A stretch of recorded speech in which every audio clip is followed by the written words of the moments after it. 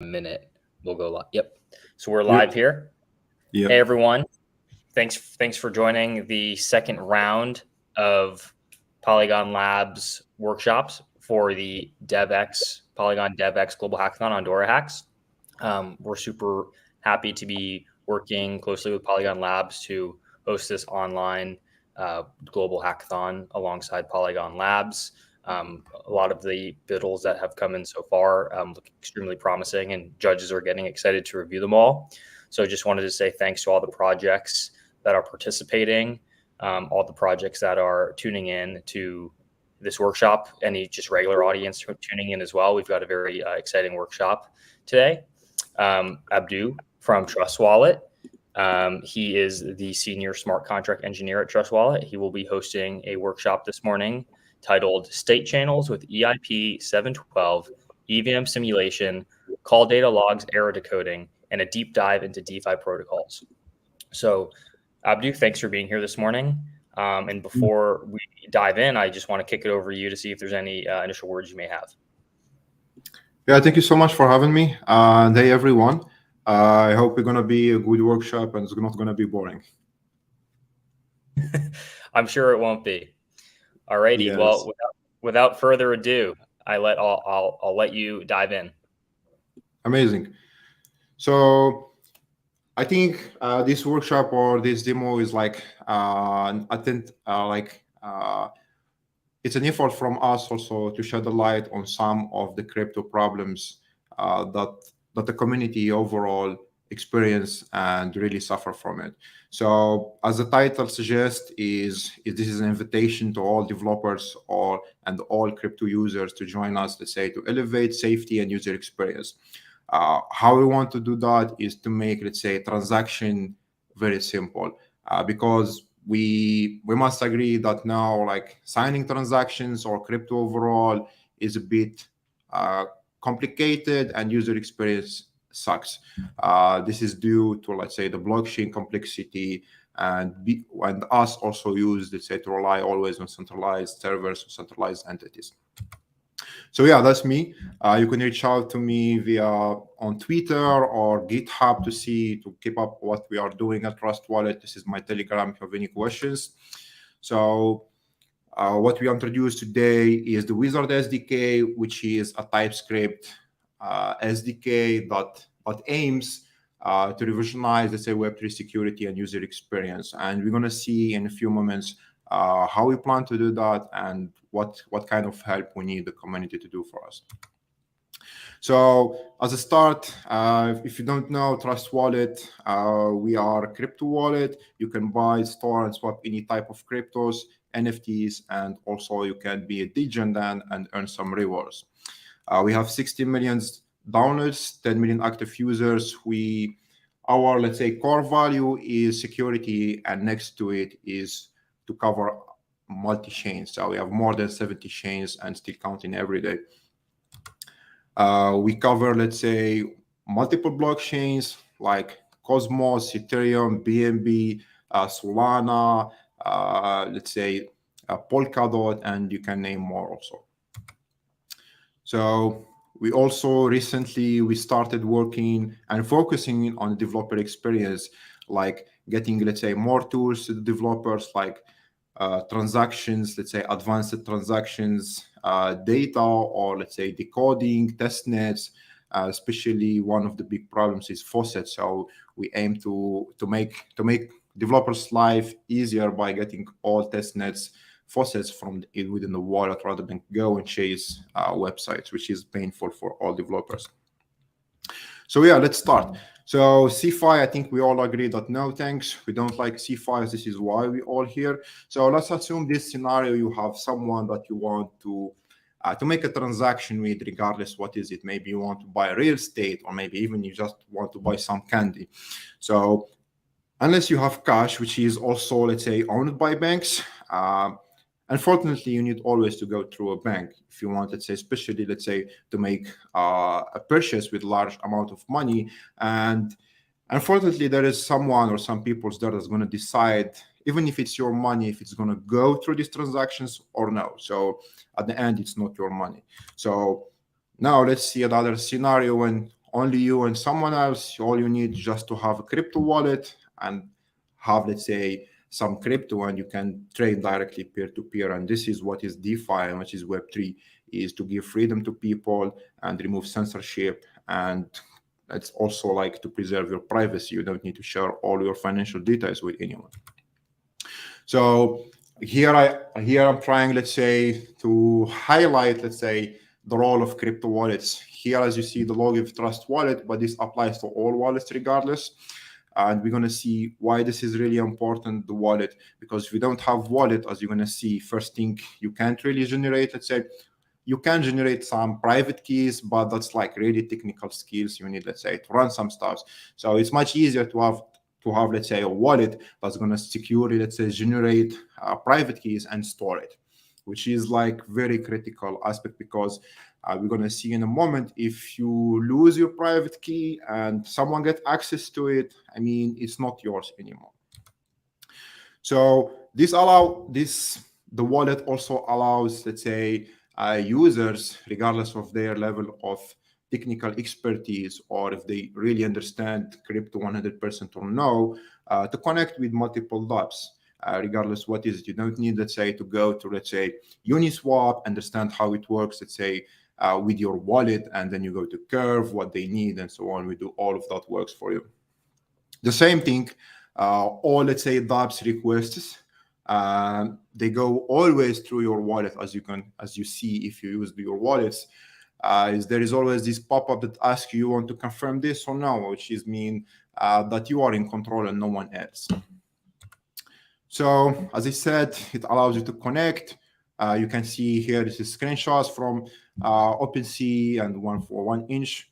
And regardless what is the application, you're going to see always something similar to this, which is something really good because it allows competition, and maybe it allows also user to choose what kind of wallet they use and what kind of network. So it gives, again, more freedom to users. As you can see here, there's a lot of wallets, and it's up to the user, let's say, to pick the wallet that really vibes with them.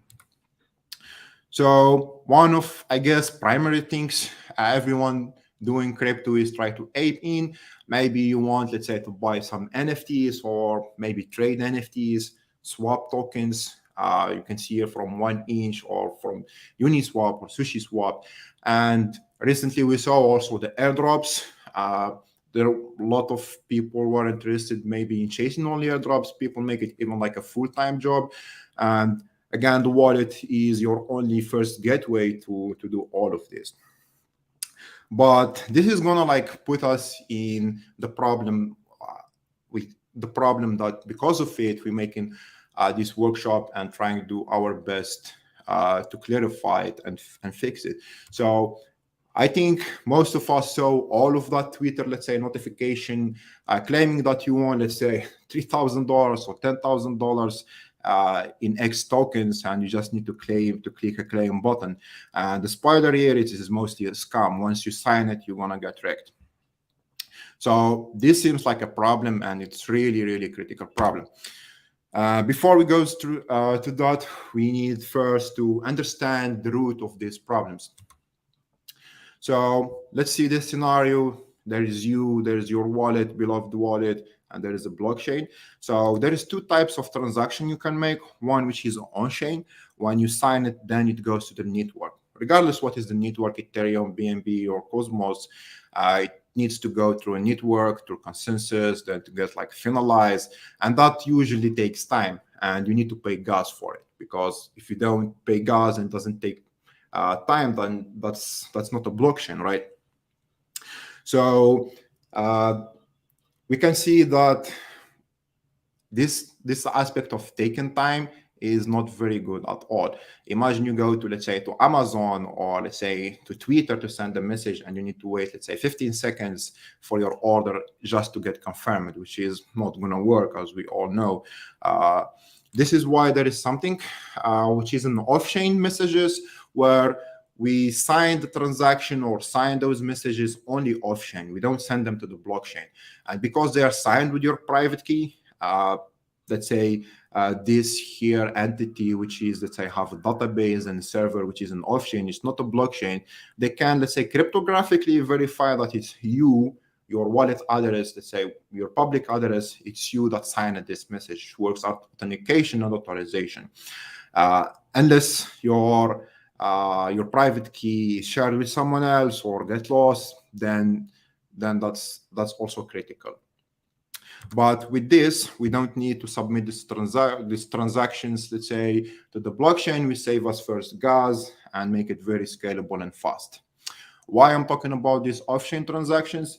We're going to talk now about it more in details, which is like the off-chain EIP 712 messages and what is called a state channel protocol. So to start, if you recall, maybe 2 years ago, for maybe NFTs, there was only maybe 2 platforms. Maybe 3 years ago, there was maybe OpenSea, Rarible, and only some other platforms. But the last year and so on, we saw that there's a lot of marketplaces like all emerging, like Blur, like LuxRare, and many others. And the one thing shared with them that works well also is they use off-chain transaction signing. If you ever, let's say, traded some NFTs or made an offers or just made a listing, you're gonna notice that you didn't pay gas for it and it was super fast. It means you didn't need to wait, let's say, for transaction to see that pending yellow pending text and wait to see if it is like was successful or failed. You don't need all of that because it's an off-chain. This is why we talked about it. Now that means it's scalable. So here, for the sake of argument, we didn't target any, let's say, marketplace or so on. You just here you see is whatever marketplace, they are all almost the same. They use these off-chain messages. So here on the left, we see that regardless of your NFT collection that you own, it's an ERC 721, and this is you. This is here like the marketplace. There is this part on the left here, which is like the on-chain aspect of this marketplace, and here it's the off-chain aspect, which is make it like more scalable, and you don't need to pay the gas. And there is here the buyer that's gonna try to buy your assets. So let's start with you. I want, let's say, to sell an ape. Let's say you own a bored ape and you want to sell it. So you go to any marketplace, regardless OpenSea or Blur or LuxRare, you ask that marketplace first if you recall that you want to sell some NFTs, right? So what that marketplace is gonna do is send you a transaction that tells you, let's say, to allow that marketplace to manage your NFTs, which means, like, say, for your bored ape, you allow OpenSea, let's say, to trade that NFT on behalf of you, and you trust it. Why? Because it's decentralized and the smart contract deployed and verified by multiple people, so the code is low and no one gonna steal it because it's there in the code. So this is why you approve OpenSea or LuxRare or Blur to trade your NFT or manage your NFT. So yeah, you go to your collection, you allow, let's say, that marketplace to manage all your NFTs of that collection. Then once it's approved, permission granted, then what's gonna do, the same marketplace that you granted that managerial, let's say, role is gonna ask you now to sign an off-chain transaction, right? It's because it have already, let's say, the managerial role to transfer it to other people. Now it can do everything off-chain, right? So it sends you now, let's say, an off-chain message and ask you, let's say, to sign it. That depends on, let's say, what is your action. Let's say if you want to make an offer or if you want to buy or sell, then that marketplace is going to respond with certain type of off-chain message. And the problem here, this is how it's going to look, the message. This is taken, let's say, from OpenSea port, but it's the same for all other marketplace. So it's clear. If you understand English, there is offer, there is item type, there is identifier. But the problem here, if you want, let's say, if you are aiming, let's say, for the 1 billion users, this is not going to work, right? Regardless, anyone of your family, of someone new, I mean, he's not going to understand anything of this. And most probably, most of people don't understand this, but they trust because the message was sent from OpenSea, let's say, website, which is like gonna lead us to the main problem. What is it? So yeah, unless let's say you are a developer and you understand very well how Seaport works, then only you will be able to understand what's item type, what is offer, what this message even means. As you can see here, it's not scrolled, so the message is still very long. So there's a lot of details there. So, and because user always accept, mostly confirm this message, offer weird numbers, so too much technical to understand, so let's just sign it. So in best cases, which is here, everything gonna work fine. That's gonna be off-chain, then OpenSea or that marketplace gonna display that offer on their website. And when someone, let's say, is interested, you click the button and you both match it. So as you can see, now the marketplace have the approval to transfer your NFT, if you remember here in the first steps. And the buyer, let's say, have 100 ETH to buy that NFT. Then what happens here is what we call on-chain settlement. So it takes your off-chain message and the user, let's say, or the buyer ETH, and let's say settle them in a smart contract here. As you can see, it's the smart contract, and that's gonna fulfill the sell order, as you can see. Why this is possible? It's because we can decode and encode this off-chain message on-chain. You say you sign it off-chain, whatever the complexity, we can deal with that on-chain with low-cost gas, right? So why is this important? So first of all, we reduce the paid gas by introducing the off-chain signing. So maybe here you won't see the benefit because I made an example only of one listing, but imagine you approve this collection and then you listed, let's say, 100 NFT or 20 or 30. Then you don't need to pay gas at all for those, unless you cancel some order, then you need to go on-chain. The same thing if, let's say, you are a degen and you want, let's say, to bid or make offers on multiple, let's say, NFTs and collections. You don't need each time, let's say, to send that transaction on chain. You just need, let's say, to approve your rapid ETH, and then you just go like try to sweep the floor whenever you like. And that's possible only because we use this off chain. Because if it was on chain only, then no one is willing, let's say, to pay that gas fee each time. And even if it does, people do it, then that's gonna put a lot of tension on the network, which cause, unfortunately, let's say, the gas price to really spike. So yeah, that's like the happy part. Now let's see what is really the problems. So the problems, so this is taken from our wallet. We didn't want to, let's say, take screenshots from any other wallets, but trust me, it's all the wallets are the same.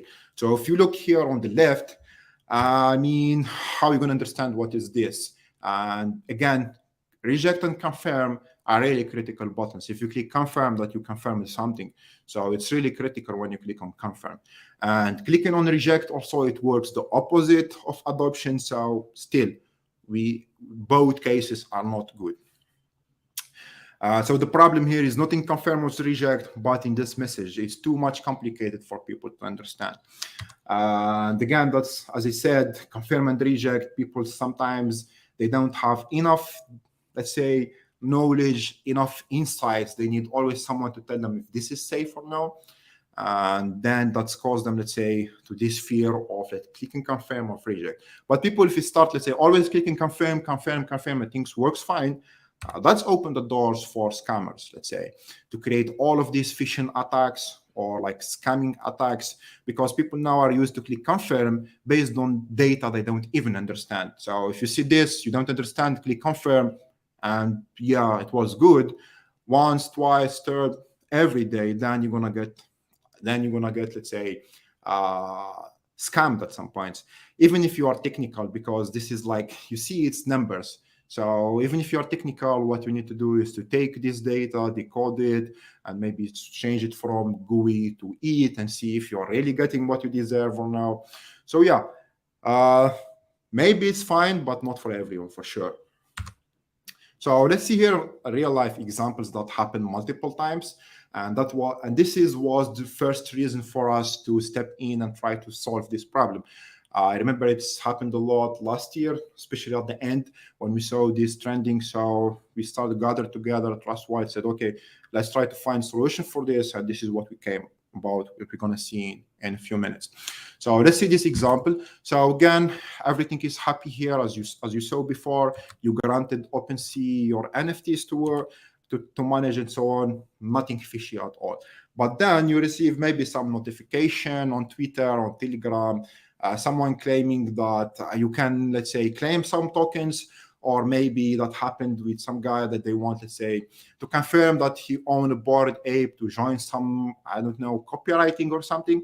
So, or maybe even like people create, let's say, mirror websites that looks exactly like OpenSea, that looks exactly like Curve, that looks exactly like any other websites. And you won't, let's say, notice the difference because that's their job. Scammers, they spend most of their lives trying to trick people, regardless if they're skilled or no, cautious or no. So now you see here, this guy is going to send you now, how you're going to make it, going to like use all of this social engineering, which is really hard to detect. And it happened even with like senior employees, let's say, at big techs when they got socially engineered and hacked. So here, whatever it's going to be, it's going to ask you just to sign a transaction. And that transaction, you guessed it, what is it? It's going to be similar to this because you don't understand it and no one understands it. And there is this temptation or FOMO to, let's say, opt in and gain some money, extra money. Even you offer weird numbers, you sign it and you get wrecked. You signed it at the end, you signed an off-chain transaction that's going to list, let's say, your NFT for 0.0001 ETH or so, because you didn't know that what's why you signed. So enough problems, talk about solutions. So the solution we suggest at the start is Wizard SDK, as I said at the start, is an open source from Trust Wallet side, and everyone welcome to contribute to it. And use the implementation also, either your wallet or anything else that might need this. So let's see here how it works. So let's see here we have, let's say, whatever, let's say, the application or the dApp that you're connecting to. We at Trust Wallet, we try to put this Wizard SDK at the front before, let's say, showing anything to the user. So imagine the transaction before you show it to the user, it goes to the Wizard SDK. For non-technical people, Wizard SDK, you can just imagine it as a box. You give it something and it's going to because it's a wizard, right? It's going to tell you something. So it works on both sides, on-chain and off-chain transactions. So let's see the off-chain. So whatever, let's say, the payload that the dApp send or the requester send to the Wizard SDK is going to try to identify what is this protocol. It is like LuxRare or Seaport, or what is this exactly? And we're going to talk about this, why we need to identify the protocol and what's the problem with that. So after the protocol is identified, we have protocol custom visualization. And I must stress about custom, because if it is like OpenSea, Seaport, then we need to treat that data differently than LuxRare and differently than Blur, and even different than the same company or the same application versions, And we're going to see why is that. Then what the wizard going to do is going to return some output, which is a structured data. You can imagine it like as a template that explains really, let's say, what this message means. It returns that data in a way that allows, let's say, clients to render that data, So instead of you as a wallet or application to show that weird message that no one understands, the wizard what's going to do is going to magically take that message and return to you some structured data that allows you, let's say, to display it in this way, where you have, let's say, what are the assets out? I mean, what are the assets that are going to leave your wallet if you sign this transaction? And what are the assets that you're going to gain? It may start making sense rather than seeing that offer, consideration, and so on. Now you can see something that's easy to understand. Also, that this can be used, let's say, to put other implementation on top. For example, you have assets out, assets in. I can, let's say, from Alchemy or from whatever, let's say, provider to get the floor price, maybe from OpenSea. I get the floor price of that collection, and I know what is the price of Rapid Eat, for example. Then I calculate out and in, and if there is a big difference, then I'm going to raise, let's say, critical alert to the user. This also like is super user friendly, better than what is showing now. So the same thing for on-chain transactions, it's a bit different, because what we do now is take the transaction data and simulate it. When it's simulated, again, it's gonna like assess movements. It's check, let's say, the call data, like deep call data, where this asset moved, let's say, from wallet A to wallet B to user, and so on. The same here, it's going to be returned to the client, and it's going to be displayed. So if you want to see this presentation, if you want to capture some stuff, this is on the left. Please also, you can, if you have any questions, or you want, let's say, have better idea, or you think that there is something you can contribute to, please join our Discord channel here. This is like for Wizard SDK. And now I'm going to stop sharing this presentation. We're going to go, let's say, through the Wizard SDK from technical point of view to see the implementation and maybe get some more insights about how simulations happens. So I'm going to be sharing my screen again. Let's see what to share. Yes, entire screen makes sense. 1 second.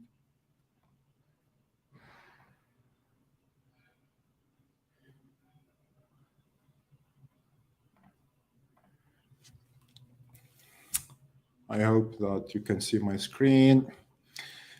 So yeah, before we go through that first, matter of fact, as I said before here in this slide, we need to identify the protocol. Why is that? Is because it's a OpenSea, looks rare, it's any other that use off-chain. They are not going to use the same structure, or it's going to use the same scheme, which means like different implementation, which makes sense. They can't be the same, and there's no way that all make the same implementation, like let's say ERC20, ERC721. It doesn't make sense.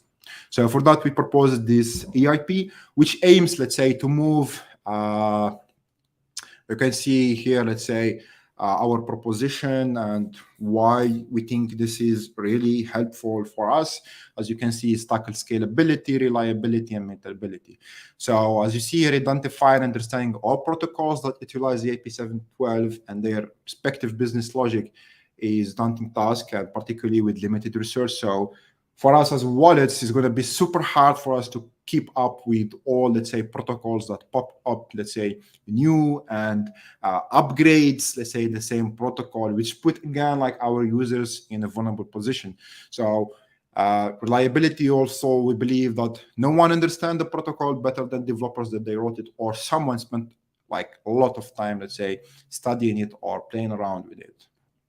So I believe also that maintainability is hard, because you, let's say, as a protocol, if you want to make an upgrade, it shouldn't be too much complicated to reach, let's say, to different dependencies and tell them that you're making an upgrade and all need to sync together to make the upgrade at the same time.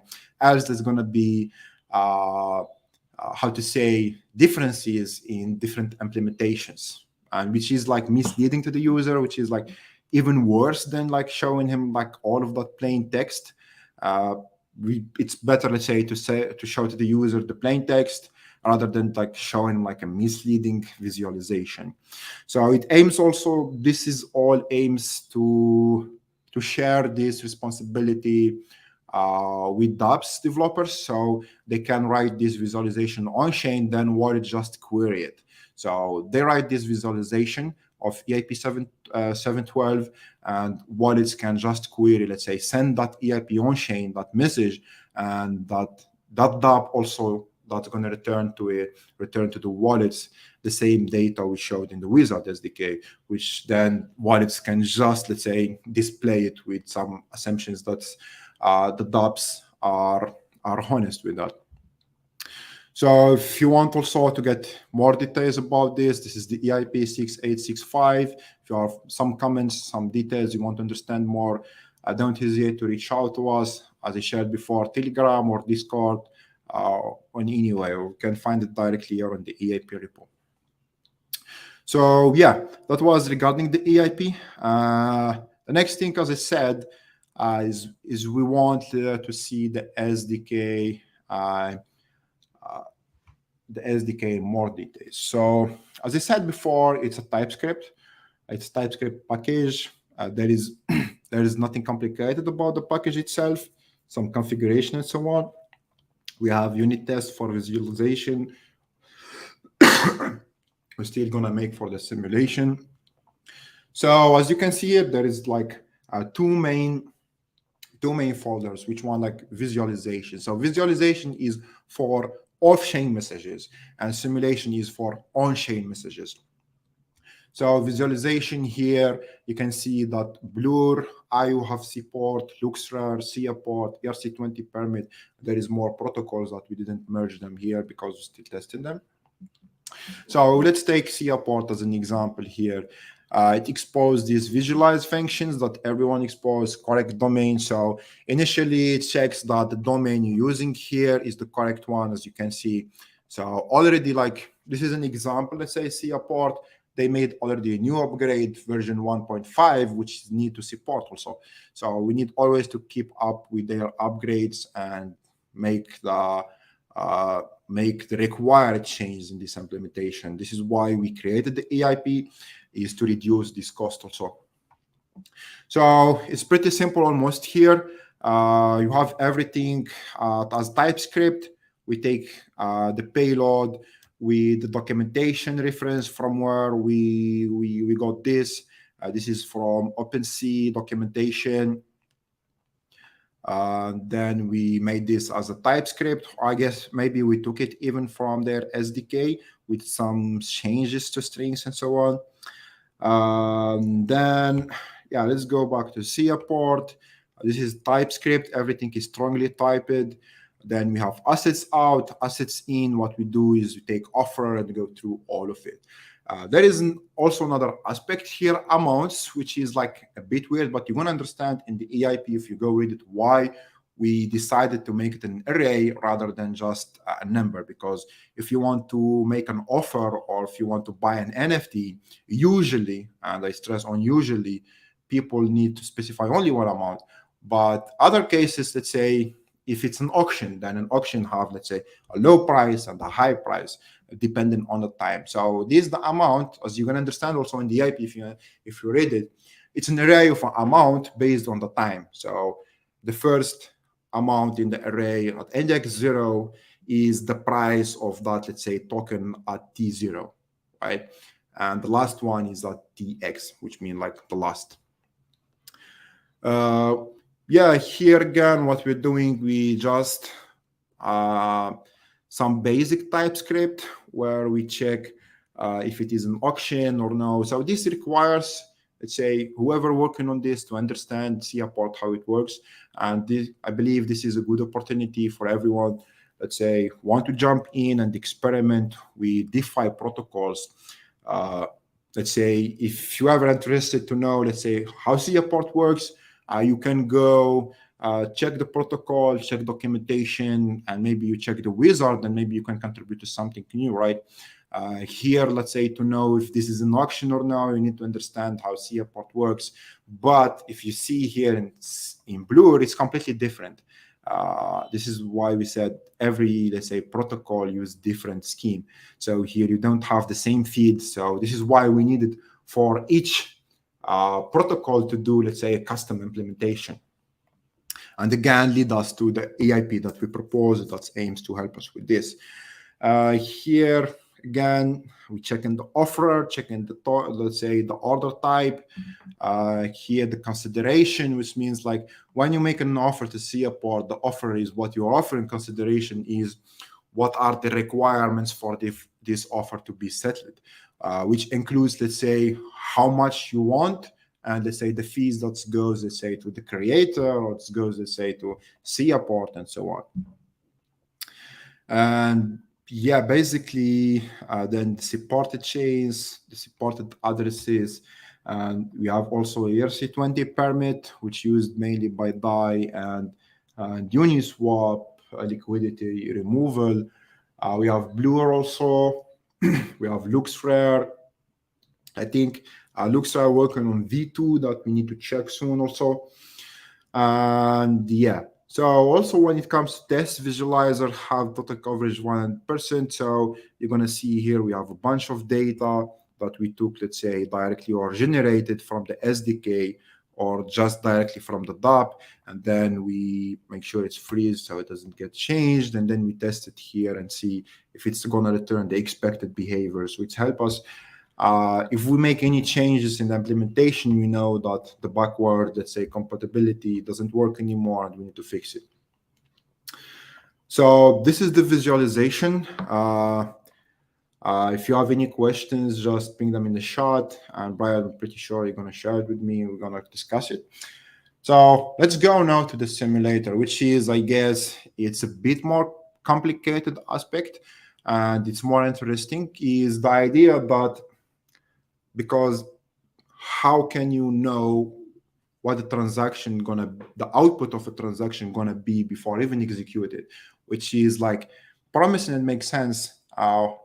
Why should user, let's say, sign transaction directly without knowing the side effects, right?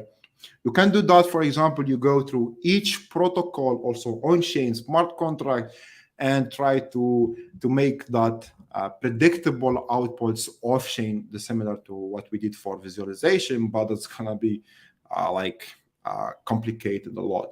So how we do that is we use the debug trace. Debug trace is say if the Git, let's say, expose debug trace API, which allows you here to create something called a simulation. So what does a simulation does? Here we have, we use it Node Real. There is also Alchemy, there is Tenderly, there's a lot of providers that provide for you these nodes that does simulation. But again, you can like just, let's say, run the Git client locally, which is like, I guess, energy consuming, and you need to keep syncing up. So it's always better to use always node provider if you want, let's say, to build something for scale. You want to, let's say, launch very fast rather than like managing all of those nodes, dependencies, and so on. So here, let's take it step by step, and let's discuss. Here we use Node Real, which is one of our node providers. They have an API which is called debug trace call, which is exposed through the Git client also. So sorry. So you can see always a link here for documentation from where we got this. The Git client also is very well documented. You're going to understand all the trace built-in tracers that you can use, and also the GS tracer that you can implement by your own.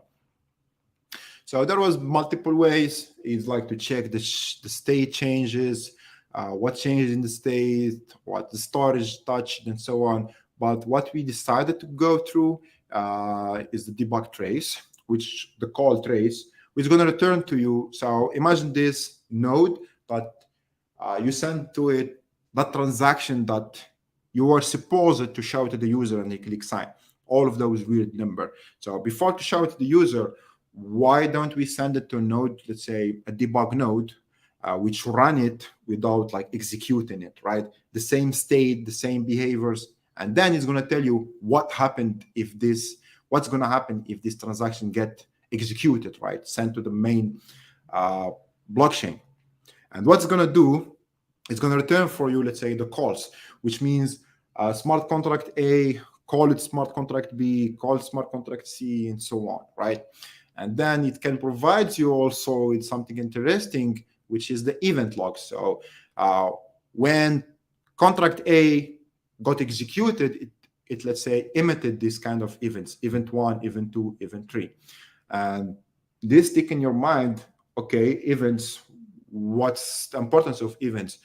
Well, events are used by all, let's say, the blockchain to identify transfers, approvals. So you see, for example, the Etherscan or any, let's say, blockchain explorer, how they know that this was, let's say, a transfer or this is an approval. It's through events. So whenever there was events emitted, let's say for ERC20, it's transfer from to amount. So they understand, okay, this was a transfer of ERC20, this is from to, and this is the amount, so they can display it. So yeah, we go back here, let's see it. So here it's again, it's Node real APIs, but it's pretty similar to the Git client. So you send the params, which is from, to, value, data, and gas, which is the data that you were supposed to show to the user directly. So instead, you just forward it here, and you simulate it. So here also there is latest. This means like commitment tag, which is latest, safe, finalized, earliest, pending. You can play around with it to get like the best behaviors. But if you want, let's say, to understand very well what is this, Alchemy have pretty cool, let's say, article that explain this, or you can find it somewhere else or so. So here we're using latest to get like, try to get like the most, let's say, predictable latest changes, right? You don't want to make it, let's say, pending, then doesn't make sense because some transaction during pending gonna get, let's say, just discard. So then we use the call tracer. You can check that also on the Git documentation, and we ask it to return logs for us. So whenever we have logs, before getting logs, some transaction gonna fail, not because of the simulation, but because they need to fail. Imagine that you don't have enough gas or something, then it's gonna fail. So after that, we take it here. We are running a bit out of time, but yeah. So we take it here, and then what we do is process trace called data. Here the debug trace, we saw it Node real, for example, gonna run this simulation, return some data for us, then we're gonna process it. How we're gonna process it is we get, let's say, the native ETH transfer, it's here, and then we check the logs, as you see, and event hash, which is like the event hash. This is why we know that, let's say, which is the catch-up, let's say, transfer address uint. We know that, okay, this is an ERC20 or ERC721. Then we go, if the length of topics is 3, then yeah, it's ERC20. But if it is more, then it's like an ERC721, because ERC721 needs like from, to, ID, and amount, right? So we get this, and because it's easy, this is just like some decoding, encoding, shifting to get, let's say, from 32 to the normal address. Then we push these assets. Here also we have the approval. We can identify the approval. We can identify the transfer for ERC20, ERC721, and ERC1155 approval for all topic. And there is the approval for single transfer for ERC1155. All of this, you can find it here. We use also some decoding here because this data is not already decoded. You need to decode it. And we use, let's say, the Ethereum, the EtherGS ABA coder to decode. Like, we know that this type is uint, so it's easy to decode it. What is it exactly? The same here, which is an array rather than just a uint. Yeah, basically, as I said, we go through all the events, we identify what is this type of event, and then we push it to this arrays here, then we just return it to the user. Let's see, just maybe can show this very quickly before we move if there's any questions. So let's maybe run our server. This is an example. So this let's say template is using the Wizard SDK to build an application on top of it. So it's just like a POC. It was built like 3 months ago just to show, let's say, the proof of concept. So this is built on top of the Wizard SDK. Wizard SDK is an open source, but this is just like internal to try and play around with it. So we're gonna run it here to see. So here the idea, what we did is we used directly the Wizard SDK to do all like the hard work for us. And what we do after that, we take that result and call, for example, Alchemy to get the floor price of an NFT. You're gonna see it here. So this is like an SGS, which is a framework for TypeScript. So you see here, calculate the amount of ins and outs. You go maybe here, what you do is you go through all the assets. So if it is native, you just parse it. If ERC20, you get that value, let's say from CMS, and you get also collection floor price. So imagine, let's say in and out, that means the assets that leaving assets are entering. So we group all the out and calculate their value, right, from external, let's say, APIs, and the in also. Then we compare both of them, we divide or whatever, and if there is a huge difference, let's say maybe 50%, then it's like, this is critical, and if there is a difference of 10%, 5%, it depends here on the factor. We working on this factor to give a factor of difference between and outs. So that was an example of how you can use Wizard. Maybe we can see it here, visualize. Maybe let's take this. So you can see here critical zero earning, because here the price, I put this. So sorry, if I increase the price, let's increase the price. So this is like a good price, enough for this token that is here. And you can see it returns for you protocol. What is the protocol? Asset in. You see here is structured data, which means like from the front end or from the client, you can take this, query, let's say, the data of it, like the image. What is it exactly? Amounts you see is an array. And the same thing for assets out. Does this in ERC721. So you call your preferred, let's say, NFT indexer to get all of the details that you want. Let's say, who is the owner, what is the floor price, and so on. And warnings, this is like, we just play around with it, but you can decide what to show, right? But again, let's say this is a scam and this is the price is 1, which is like 0, or maybe let's put it 1, which means like almost 0. So if you do it, then you get this critical, because zero earning trade detected. Why? Because Wizard were able to give us, let's say, this structure, right?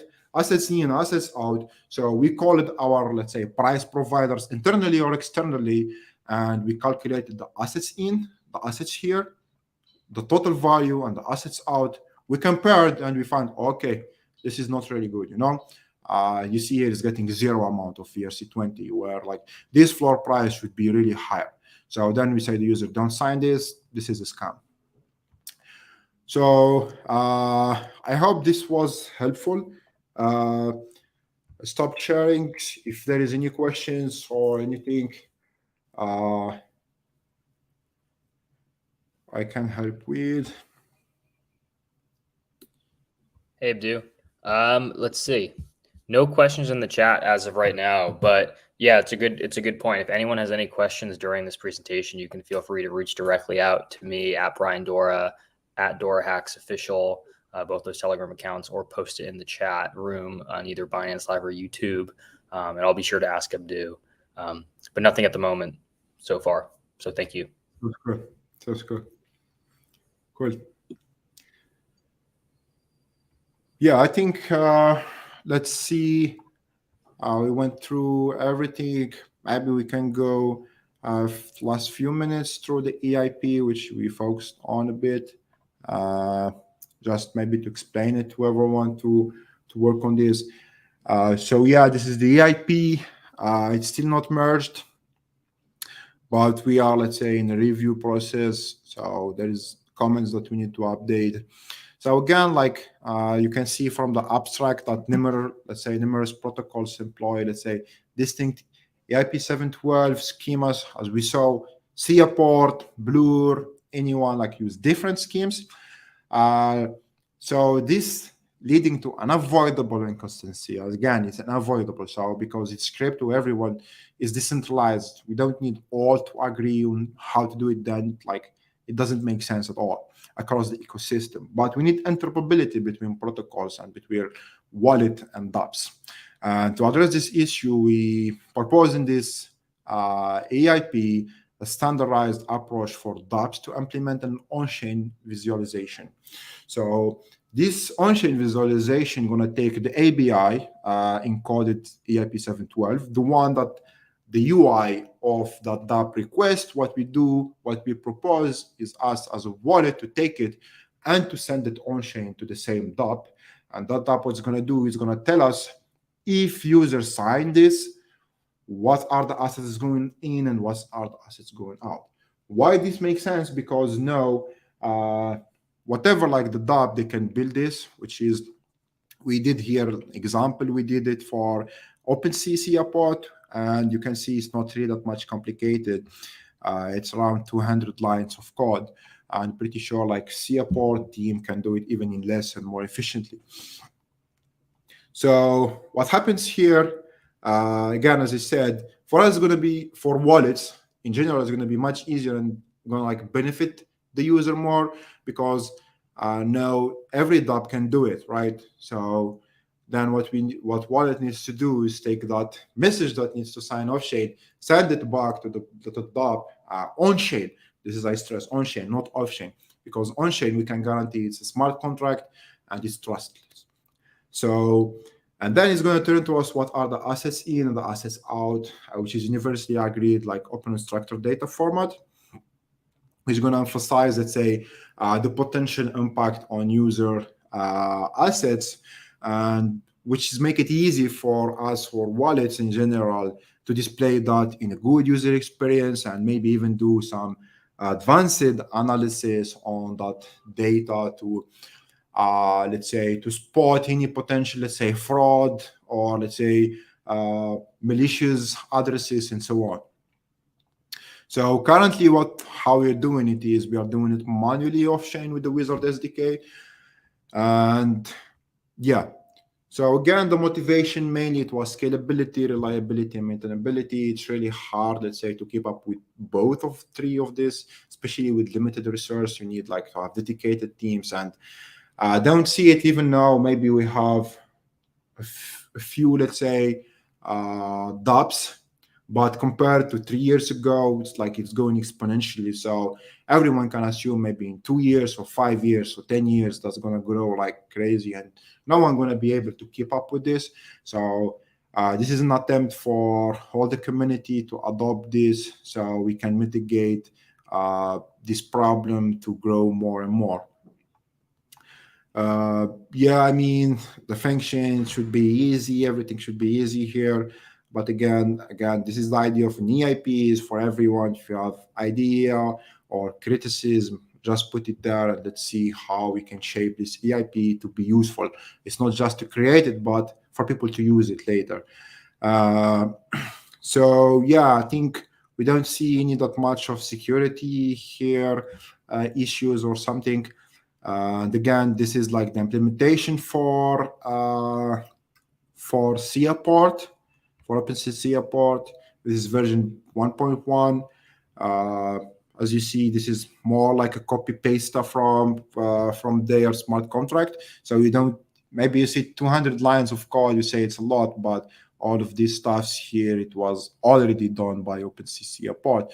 And all you need is just to understand it and just create this function, which is visualize EIP message. But again, take the encoded message as binary and domain hash to know, so that the DApp knows that this message was meant to this function itself, else it's going to just reject it, as you can see here. As you can see Seaport, if domain hash doesn't match with the one that is on chain, then just going to reject it. Maybe some problems, some errors from the wallet, or some like scamming attacks or so on. So here it decodes, and then you just go through a loop and just get the assets in, the assets out. The assets out, the assets in. And that's it. It's not really that much complicated. And based on this data, which is the result, as you can see here, user assets, it's pretty simple. We just need the address of the token, the ID. In the case of an ERC20, ID is going to be like simply ignored. Then the amounts again, if it's maybe, let's say, maybe there is slippage in some protocols. When there is slippage, let's say 10%. So it doesn't really make sense to return only, let's say, one amount. You need to return like what is the minimum, what is the maximum. And yeah, so again, as a final thing, this takes us also to another problem, which is like, how can we ensure that simulation also, how can we extract the slippage from that? like say Uniswap, when you go and like swap some tokens and you put slippage 100%, then not most probably 100%, if you sign that transaction, you will get nothing, because MEV bots or scripts or systems gonna scan mostly all transactions that are not sent, let's say, through, let's say, MEV protection tools, and gonna identify that there is some benefit from, let's say, front running this transaction. They're gonna front run it. So what is the problem for us as wallets is, like, again, to keep up with all protocols to extract that slippage, because Uniswap, let's say, use different, let's say, functions, right? And within those functions, there is a value or there is a field for slippage. But you go also, let's say, to 1 inch, it's different field. So what we want is to find a solution. We don't know what is it exactly, but we want to find something that is like gas efficient and scalable, that allow, let's say, wallets to identify what is the slippage in any transaction, especially swappings. And then when you identify that slippage, let's say 50%, then you calculate the minimum amount and you show it to the user. Tell them, look, before signing this transaction, this is the maximum amount you're going to get. But because you put slippage 50%, or by mistake, that guy recently lost 2 million because mistakenly, let's say, took another route or something. But again, there is others that lost also funds because of slippage. Instead of, like, maybe put 5%, put 50%, big finger problems. So then we show the user, this is the maximum that you're going to get, but this is the minimum. Like, so then the user can understand, okay, there is something wrong. I don't want to risk and get 0 as minimum, so he knows that he can get 0. So yeah, that was like our last call. We don't know what is the solution 100% of this, but we're planning to put this and to help and prevent user losing their funds. And if anyone, let's say, work on something similar or have something in mind, we can work together on this. So yeah, thank you so much for having me. If you don't have any questions, I think we're already on time. Yeah, I think that's about it, Abdu. Thank you so much for taking the time to host this workshop. Workshops are some of the most valuable part of any hackathon. Like, the additional content is something that's really appreciated by all the teams and all the developers in our network. So yeah, definitely thank you a lot for taking the time to present. This workshop has been recorded as well, and will be posted on social media for anyone who didn't get a chance to watch it live, or anyone that wants to slow it down and rewatch. And if you have any questions for Abdu, please don't hesitate to reach out to him or the Trust Wallet team directly. Connect with them on socials. You can also reach out to the DoraHacks team, and we'll be sure to help answer your questions as well. But thanks a lot for your time, and I think that concludes a really informative and interesting workshop. Thank you so much. Thank you for having me, and goodbye. Okay, bye. Bye.